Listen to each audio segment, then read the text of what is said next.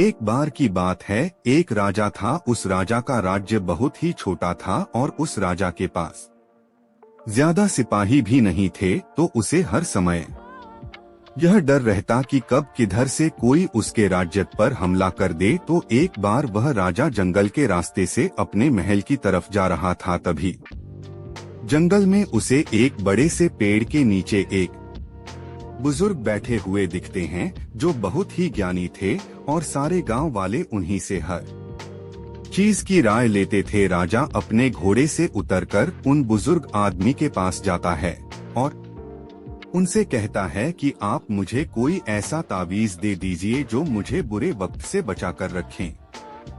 यह सुनने के बाद उन बुजुर्ग आदमी ने राजा की तरफ मुस्कुराते हुए देखा और कहा कि मैं तुम्हें कोई ऐसा तावीज या कोई ऐसी चीज नहीं दे सकता हूँ जो तुम्हें बुरे वक्त से बचा कर रखे, लेकिन मैं तुम्हें एक ऐसा तावीज दे सकता हूँ कि जब तुम पर कोई मुसीबत या बुरा वक्त आ जाए तो उस तावीज को डोट खोल लेने के बाद वह तावीज तुम्हें उस मुसीबत से लड़ने में मदद कर सकता है। लेकिन याद रखना, इस तावीज को तभी खोलना जब तुम पर चारों तरफ से मुसीबत आ चुकी हो और तुम्हारा समय बहुत खराब चल रहा हो और तुम्हारे लिए सारे दरवाजे बंद हो चुके हो। तब तुम उस तावीज को खोलना, तुम्हें उस मुसीबत से लड़ने की हिम्मत मिल जाएगी। राजा उस तावीज को लेकर वहां से चला गया। कुछ समय बीतने के बाद उस राजा के राज्य पर कुछ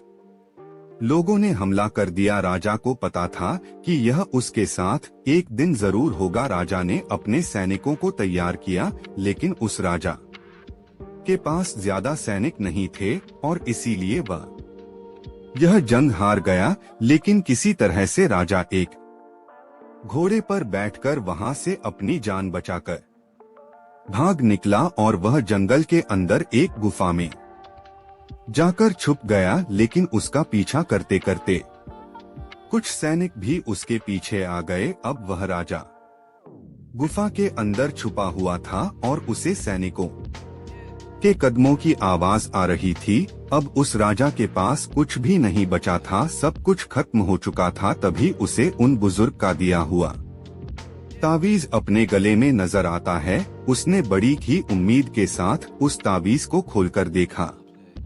उस तावीज के अंदर उसे एक चिट्ठी दिखी, जिस पर लिखा हुआ था कि यह वक्त भी गुजर जाएगा। यह पढ़कर राजा को कुछ समझ नहीं आया और जब उसने फिर से उस लाइन को ध्यान से पढ़ा और उसे समझा तो राजा के चेहरे पर एक मुस्कान आ गई, मान लो उसे कोई सहारा मिल गया हो। और फिर उस राजा ने एक गहरी सांस ली और उसने उन सैनिकों का मुकाबला किया और वहां से बच निकला और दूसरे मुल्क में जाकर फिर से उस राजा ने अपनी सल्तनत कायम की। दोस्तों, कहने को तो यह बहुत ही छोटी लाइन है कि यह वक्त भी गुजर जाएगा, लेकिन इसके अंदर बहुत ही डीप मीनिंग छुपा हुआ है।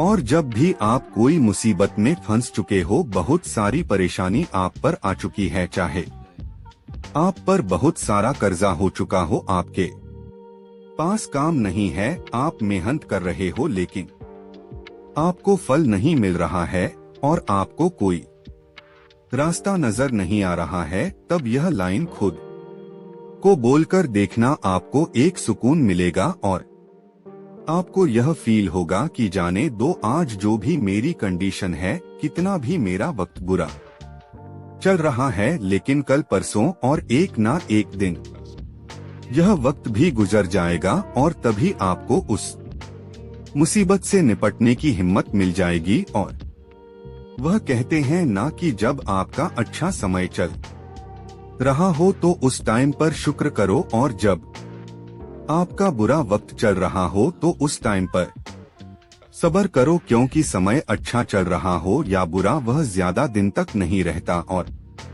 जिंदगी उसे ही कहते हैं जिसमें सुख भी हो और दुख भी तभी लगता है कि हम जिंदगी जी रहे हैं। तो अगर आप इस कहानी को और भी लोगों तक पहुंचाना चाहते हो तो इस वीडियो को लाइक करिए ताकि पहुंचाए। और अगर कहानी अच्छी लगी हो, कुछ सीखने को मिला हो, तो हमारे चैनल को सब्सक्राइब जरूर करिए। मिलता हूं मैं अगली बार इसी तरह की कहानी के साथ। तो सब्र करो, शुक्र करो और जिंदगी में आगे बढ़ो।